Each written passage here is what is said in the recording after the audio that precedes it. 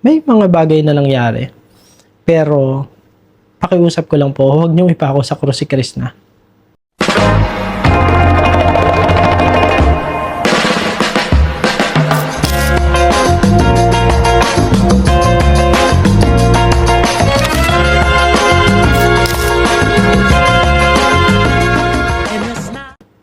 Magandang araw po sa inyo lahat mga kababayan. Kumusta po kayo? Alam ko po na yung mga nakaraang araw nagdala ng kalungkutan.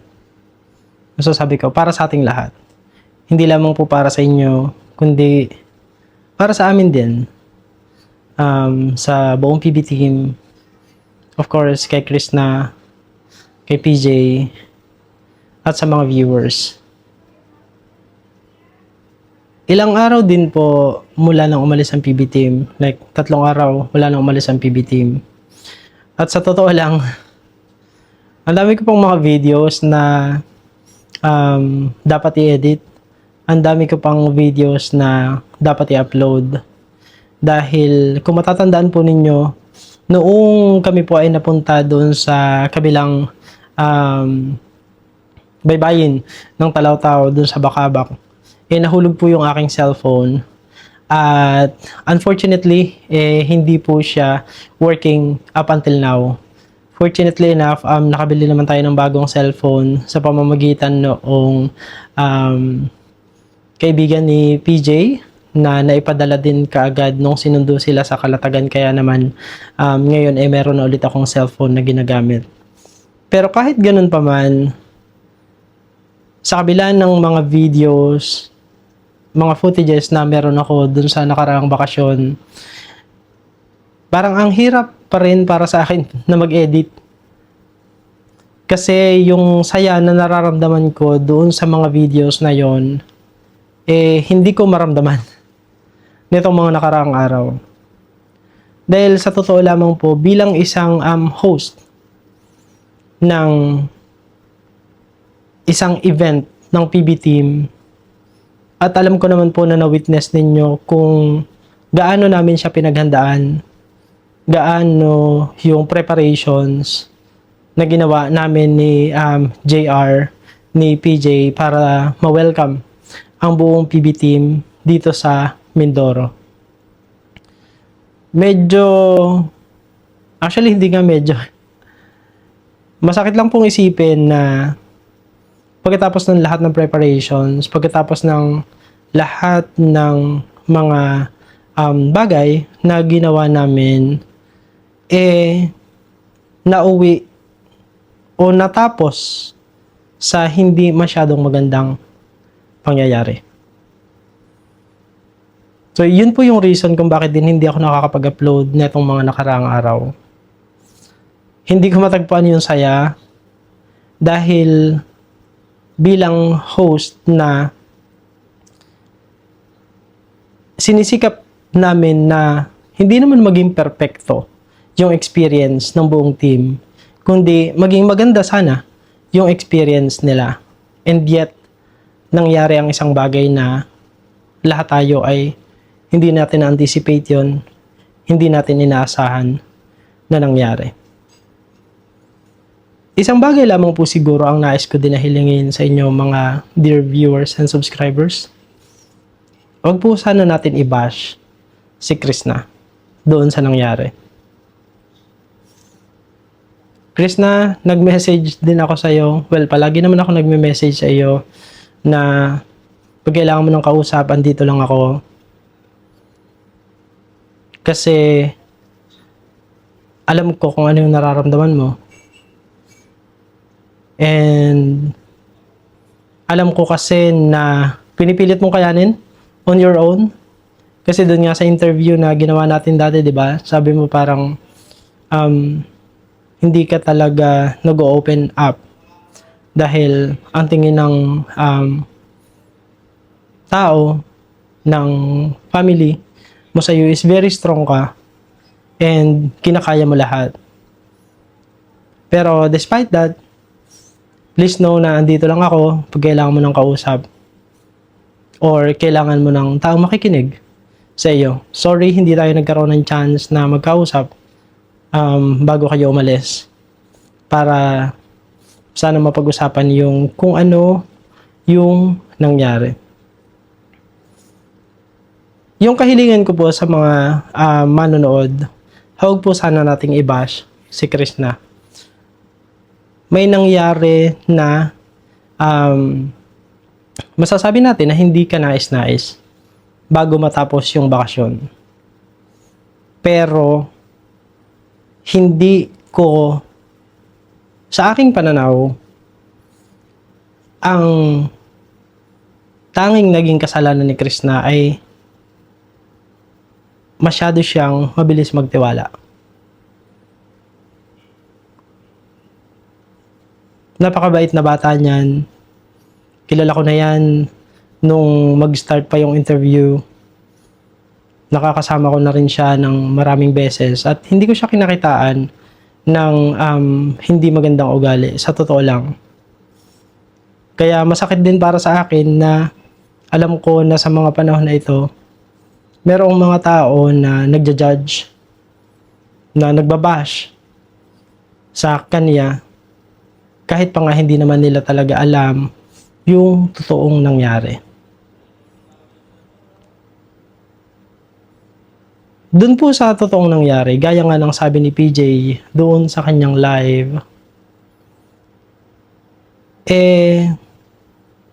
masasabi ko na merong betrayal na nangyari. May tiwala na nasira. Yun po yung totoo. At ang tanging wish ko lang is for this person na sana you learned your lesson. Kasi ang daming nasira eh. Yung preparations na ginawa namin, feeling ko nauwi sa wala. Because of a very selfish motives. I would say it's very selfish, honestly.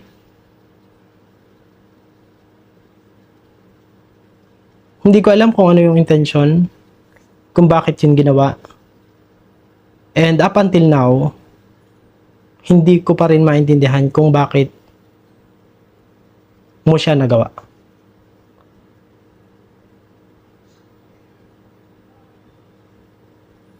Sa totoo lang, ang layo ng image na nabuo sa akin about you base sa mga kwento ng mga dati mong kasamahan. You're such a good person. A jolly person. So, I don't know what happened. Hindi ko alam kung ano yung nangyari. Gaya ng sabi ko po kanina, tungkol kay Krishna. Pakiusap lang po sa mga viewers and subscribers.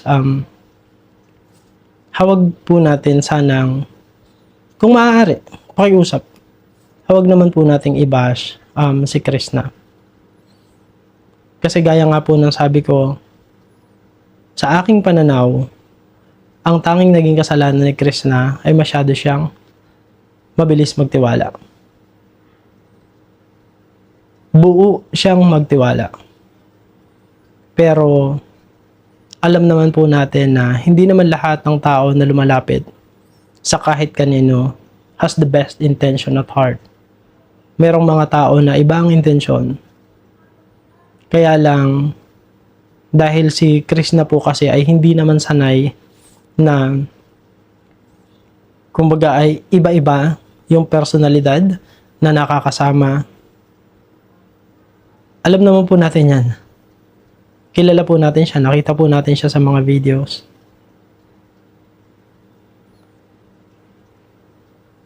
Nag-message na din ako kay Krishna, though hindi niya pa nasisin yung message ko, pero kahit ganun pa man,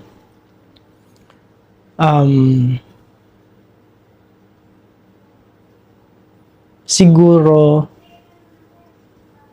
yung kagaya ng sinabi ko sa iyo nung house tour tayo dito sa bahay.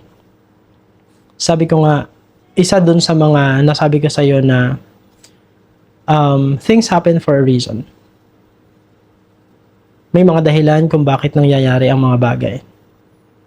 And this one, sa nakikita ko, isa siguro sa mga dahilan kung bakit nangyari ito is for you to also learn your lesson.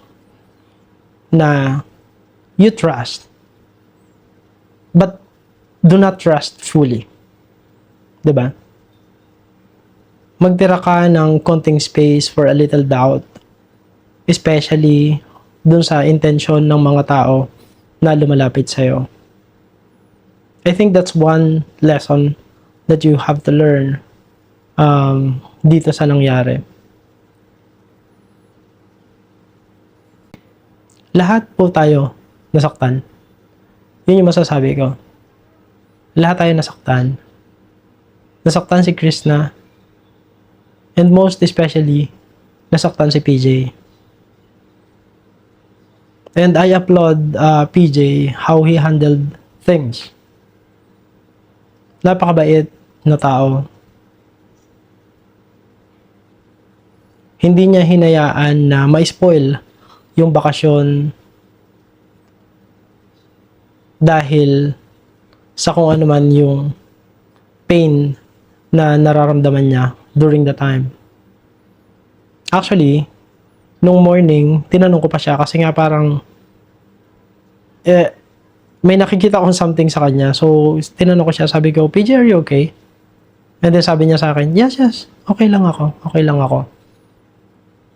Hindi ko pa alam noong time na yon na may ganoong nangyari. It was only in the afternoon na nalaman ko na may ganoong nangyari. Kasi nga, may mga bagay na mahirap itago, syempre, gaya ng mga nakikita ninyo, dear viewers, di ba? Na kung may pagkakataon na hindi nag-uusap, hindi nagpapansinan, yun ay dahil nagkakaroon ng masasabi nating siguro ay tampuhan, hindi pagkakaintindihan, which is normal naman para sa akin sa isang relasyon. Hindi normal yung palagi nyong nakikita na palagi silang magkatabi, na palagi silang nagtatawanan, na palagi silang naghaharutan, na palagi silang sweet sa isa't isa. Yun po ang hindi normal. Pero yung magkaroon ng tampuhan, I believe na mas normal po yun sa isang relasyon. Don't look for a perfect relationship. Kasi definitely wala pong ganun. Wala pong perfectong relasyon.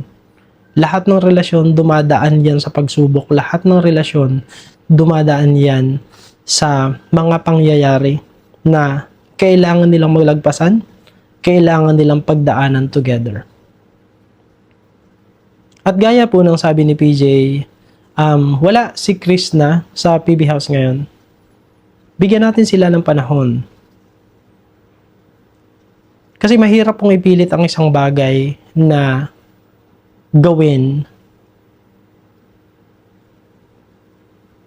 kung pareho kayong nasasaktan.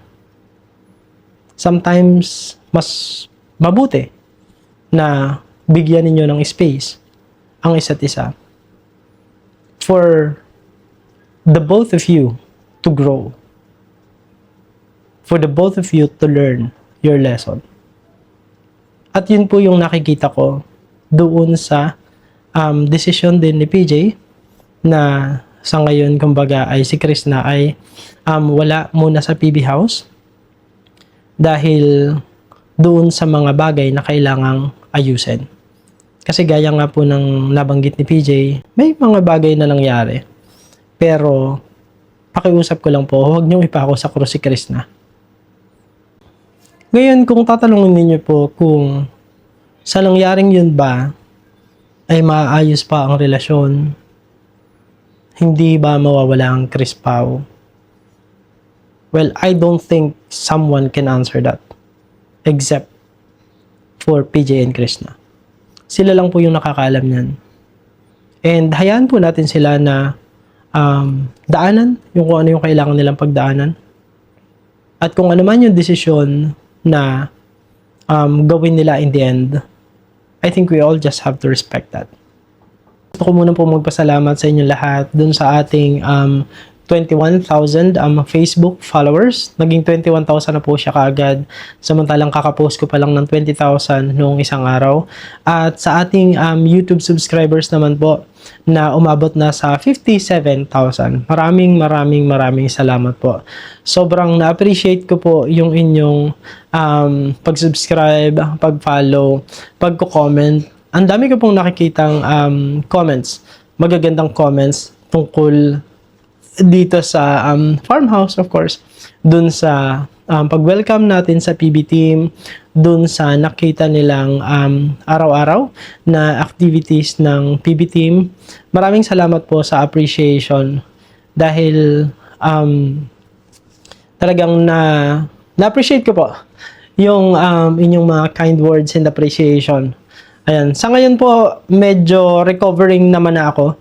Medyo nagiging okay na din yung boses ko. Though I still have cough and colds, pero hindi na siya kasing lala nung mga nakaraang araw. So, thank you. Thank you po sa inyong lahat. God bless you po. Maraming salamat sa inyong patuloy po na pagtangkilik, panonood ng aming mga videos. Maraming salamat po. At ngayon po, kung doon po sa mga nagtatanong, kasi nabanggit ko po dati na gaya nga po ng sabi ko, after ng event ng PB team dito po sa farmhouse, ay sisimula naman po natin yung ating charity na paggawa naman po ng shelter para doon sa mga estudyanteng mangyan, doon sa pinagbayanan. Yun po yung lugar na kung saan nakasama din natin ang buong PB team. Nakarating din po sila doon. At nakita nila yung lugar na pagtatayuan natin noong shelter. I hope nakita din po ninyo yun. Kung mapansin po ninyo, mas malinis na po siya ngayon. Kasi pinalinis na po natin siya. And then, unti-unti po, this April and May, unti-unti na po natin na gagawin na may sakatuparan yung pagpapatayo po ng shelter para doon sa mga estudyanteng mangyan. Though hindi pa po, wala pa po tayong enough funds to cover lahat. Pero ngayon pa lamang po ay nagpapasalamat na ako doon sa mga pledges and then doon sa mga nag-send na through GCash or bank transfer nung kanilang mga pledges. Maraming salamat po. Uunahin po natin ipagawa, syempre, yung source natin ng tubig and then yung CR. Kasi yun naman dapat yung una sa pagpapagawa po ng bahay. Syempre, pagpapahukay ng CR and then yung source ng tubig ay dapat na rin na maayos muna bago natin pasimulan yung atin pong pagpapagawa ng bahay. Though, to set your expectations, gaya nga po na sabi ko, hindi pa po kompleto or nag-iipon pa po tayo ng funds para doon sa bahay. Kaya naman, unti-unti po natin siyang gagawin.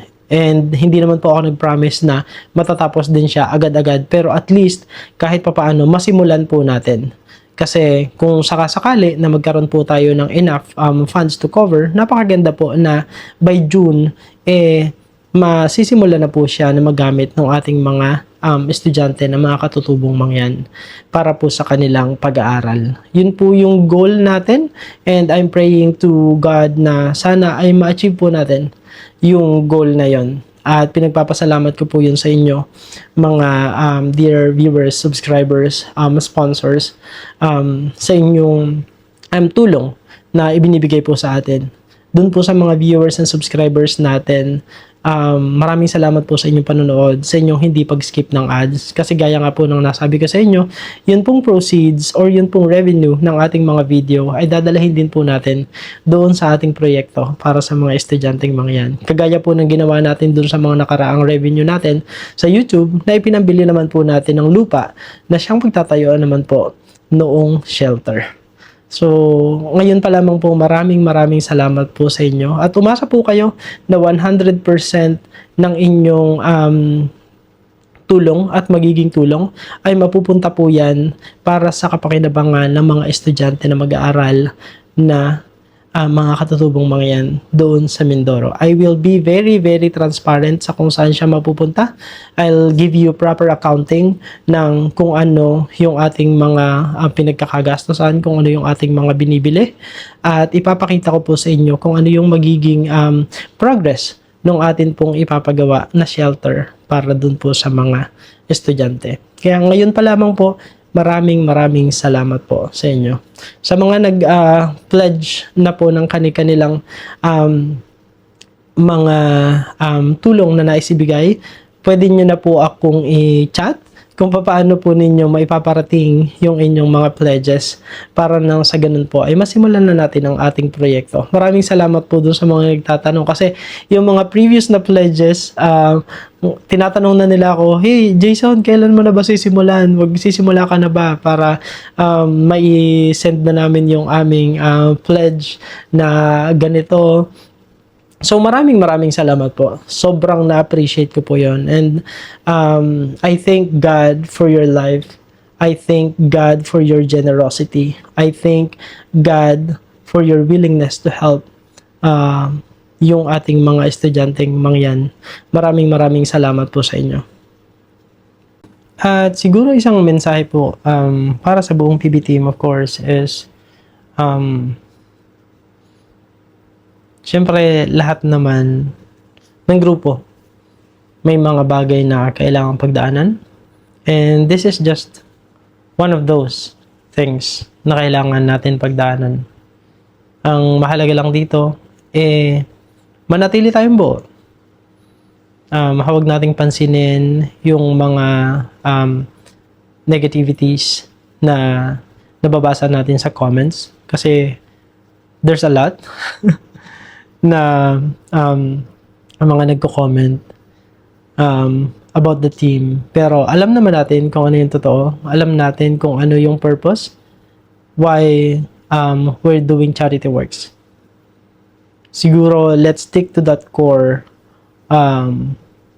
reason kung bakit tayo nagcha-charity. Kasi napakaganda ng itinatakbo ng team, ng PB team as a whole. And yung mga ganitong pangyayari is like a bump in the road na kailangan lang natin pagdaanan. So let's stay very positive. Alam ko naman we're very positive. 'Di ba? Kaya nga nagja-jive tayo despite pagkakaiba-iba ng ating personalities. Pero alam kasi natin na iisa yung goal natin. And that is to help people. Sa mga susunod na buwan, we'll be doing charities ng hindi magkakasama. Kasi of course, PB Team Davao will be in Davao. PB Team Luzon or Batangas will be in Mindoro. Meron pong pinaplano that's spearheaded by JR TV na magkaroon ng charity drive dito naman po sa mainland Mindoro. I'm not sure kung makakasama po ako doon dahil yun nga, yung kailangan naman po natin gawin ay yung charity naman na gagawin naman po natin dito sa Pinagbayanan. So hindi ko po alam kung gaano ako magiging abala doon sa gagawin natin yon. Pero kung kakayanin po ng schedule, titignan ko po kung makakasama ako doon sa pag-iikot naman doon sa mainland Mindoro kasama si JR TV, si PB OnJ, si Master Ring at saka si Ren Vlogs. Gusto rin, I believe, sumama ni Peter Paul pero hindi ko alam kung kakayanin din ang schedule niya. So siguro watch out na lamang po doon sa mga susunod na gagawin ng team. So, Krishna, stay strong. Alam ko na kaya mo yan. Naniniwala ako na very strong ka. And hindi mo hahayaan na kung ano man yung nangyari will let you down. Ang ganda na ng simula Ang ganda na ng itinatakbo ng iyong YouTube channel, and we're very happy sa kung ano man ang nangyayari doon sa yung magandang nangyayari doon sa iyong YouTube channel. So kahit wala ka sa PB House, mag-continue ka pa rin na mag-content, ipakita mo pa rin kung ano yung totoong ikaw, dahil doon ka minahal ng mga tao. Yung pinapakita mo, yung totoong ikaw. And yung wish ko talaga is for you to grow with this experience. Is for you to learn yung lesson na dapat mo din matutunan dun sa mga ganitong pangyayari. Hindi lamang sa iyo dumadaan yan, even us, na mga kuya mo, may mga ganyang bagay din na pinagdaanan, and naniniwala ako na malalagpasan mo yan. Okay? Huwag mong isipin na nag-iisa ka, we're just here. Gaya ng palagi kong chat sa'yo, I'm just a chat away. And of course, kay PJ, na alam ko na sobra ding nasaktan. Kasi, yung kasabihan nga na, you will only feel betrayed